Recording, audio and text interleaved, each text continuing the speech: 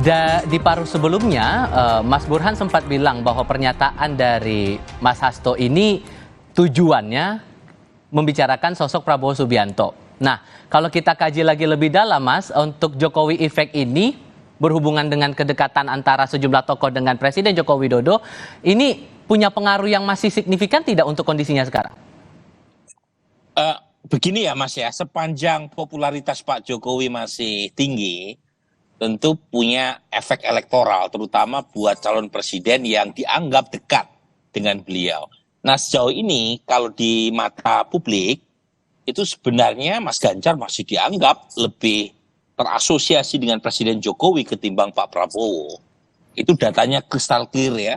Jadi satu ukurannya adalah berdasarkan mereka yang memilih Pak Jokowi 2019 itu masih lebih banyak yang memilih Mas Ganjar ketimbang Pak Prabowo. Meskipun ya memang ada peningkatan dukungan dari basis Pak Jokowi ke Pak Prabowo.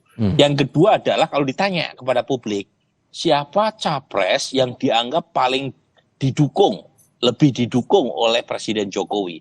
Yang tertinggi juga masih Mas Ganjar. Itu datanya begitu.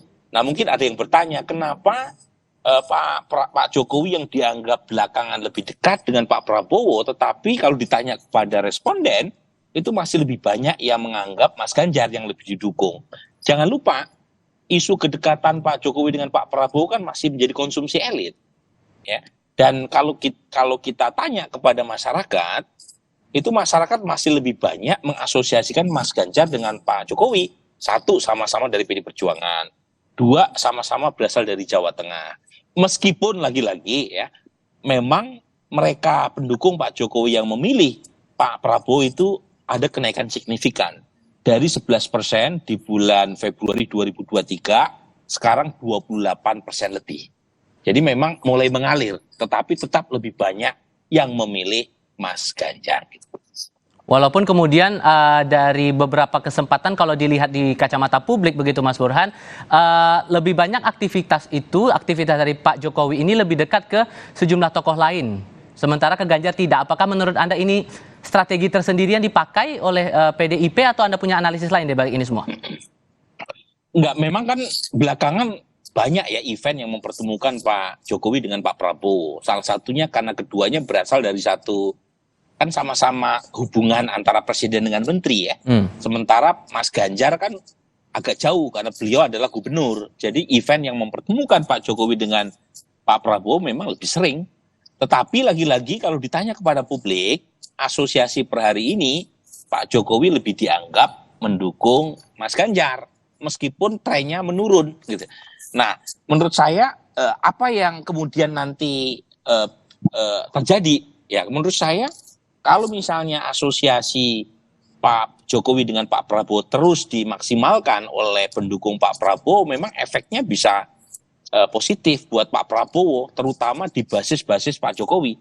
Dan itu yang menjelaskan mengapa baliho-baliho Pak Jokowi dengan Pak Prabowo itu kebanyakan dipasang di Jawa Tengah, di Jawa Timur, di Bali, di basis Pak Jokowi.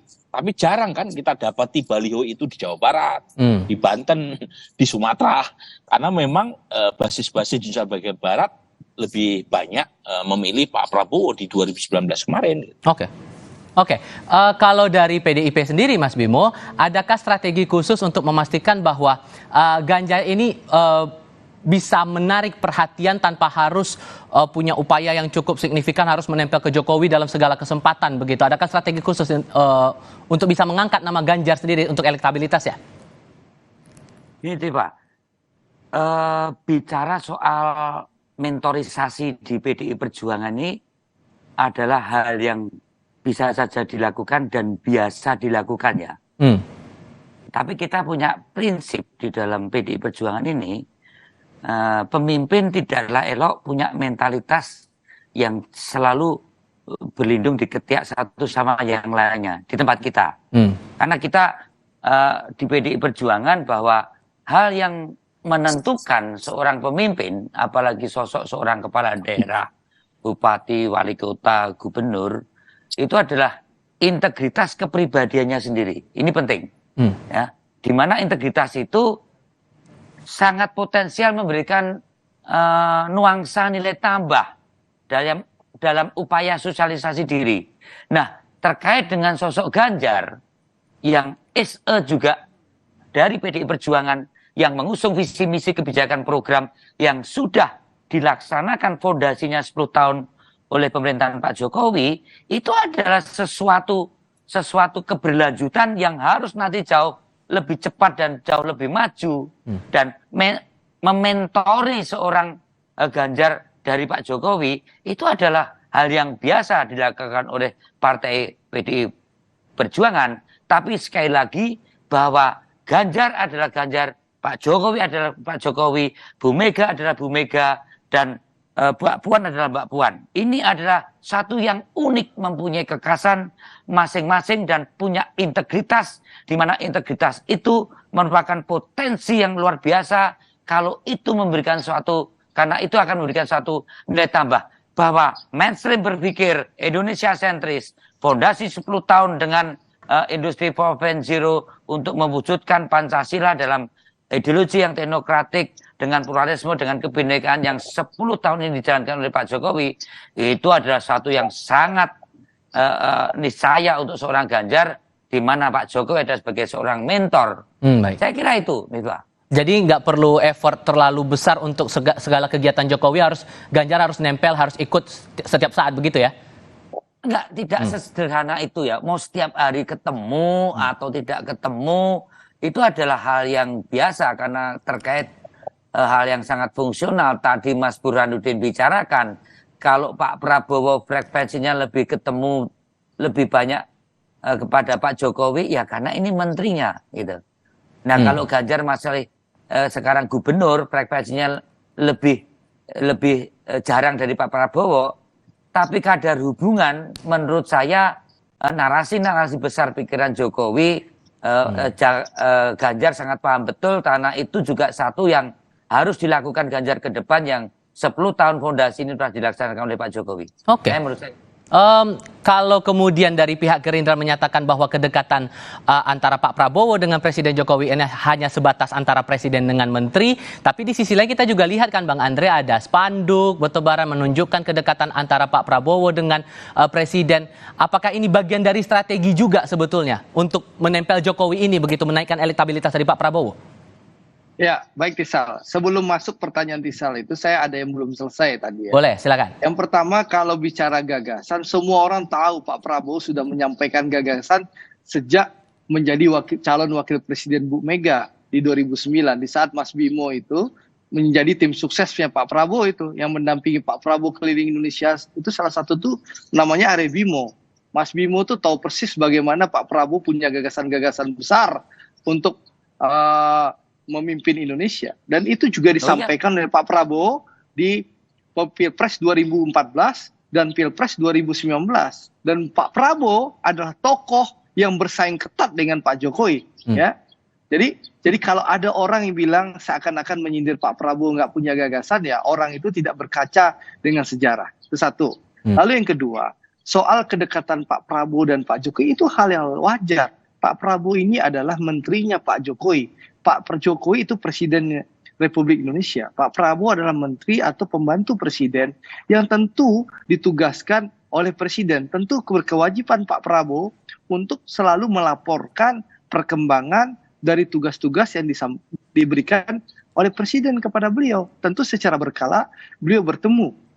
Secara berkala beliau mengadakan diskusi dan memberikan laporan kepada presiden. Hal yang wajar kalau Pak Prabowo secara rutin bertemu dengan presiden, gitu loh.